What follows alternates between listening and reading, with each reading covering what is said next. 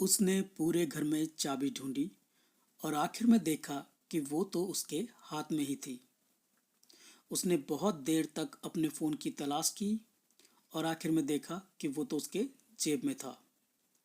उसने जूते ढूंढने में घंटों बर्बाद कर दिए और आखिर में पता चला कि वो दरवाजे के पास ही रखे थे। तो दोस्तों, आज हम जानेंगे कि इस तरह के वाक्यों को इंग्लिश में कैसे बनाते हैं। दोस्तों, इस तरह के वाक्य को बनाने के लिए सबसे पहले हम पास्ट इंडेफिनिट का सेंटेंस लिखते हैं। उसके बाद फिर हम ओनली टू लिखते हैं और उसके बाद लगाते हैं वर्ब की फर्स्ट फॉर्म और फिर अदर वर्ड्स। तो चलिए हम इसे एक उदाहरण के माध्यम से समझने की कोशिश करते हैं। उसने पूरे घर में चाबी ढूंढी और आखिर में देखा कि वो तो उसके हाथ में ही थी।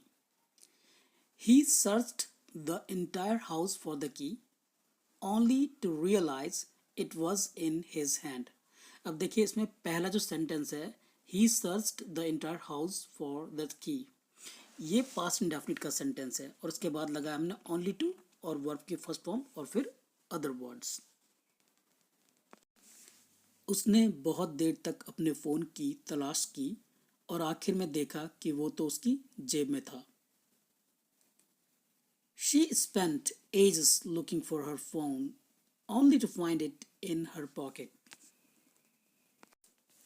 यहाँ पे ages का मतलब काफ़ी समय से है। उसने जूते ढूंढने में घंटों बर्बाद कर दिए और आखिर में पता चला कि वो दरवाजे के पास ही रखे थे। अब यहाँ पे लिखा आखिर में पता चला, जबकि पहले हम बोल रहे थे कि आखिर में देखा। तो ये एक ही बात है, आखिर में पता चला या आखिर में देखा, इन दोनों बातों की हिंदी में एक ही मतलब है, इसलिए इस बार मैंने अलग तरीके से लिखा।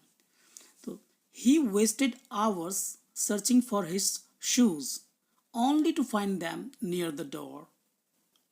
उसने सब जगह अपनी घड़ी ढूंढी और आखिर में पता चला कि वो तो उसकी कलाई पर ही बंधी हुई थी। She looked everywhere for her watch only to discover it was on her wrist. वो अपनी किताब ढूंढ रहा था और आखिर में देखा कि वो तो उसकी मेज पर ही रखी थी। He looked for his book only to see it was right on his table. उसने फ्रिज खोलकर दूध ढूंढा और आखिर में देखा कि वो तो किचन की काउंटर पर ही रखा था। He searched the fridge for milk only to later see it was on the kitchen counter. उसने गाड़ी की चाबी ढूंढने में बहुत समय बर्बाद किया और आखिर में पता चला कि वो तो गाड़ी में ही लगी हुई थी। She wasted so much time searching for the car keys only to realize they were in the ignition. वो पूरे घर में अपने मोजे ढूंढ रहा था, लेकिन आखिर में देखा कि वो तो उसके जूते के अंदर ही थे। He searched the entire house for his socks only to find that they were inside his shoes. तो उम्मीद करता हूँ दोस्तों आपको ये लेसन पसंद आया होगा। पसंद आया तो वीडियो को लाइक कीजिए, चैनल को सब्सक्राइब कीजिए और वीडियो को दोस्तों में शेयर कीजिए। Thanks for watching.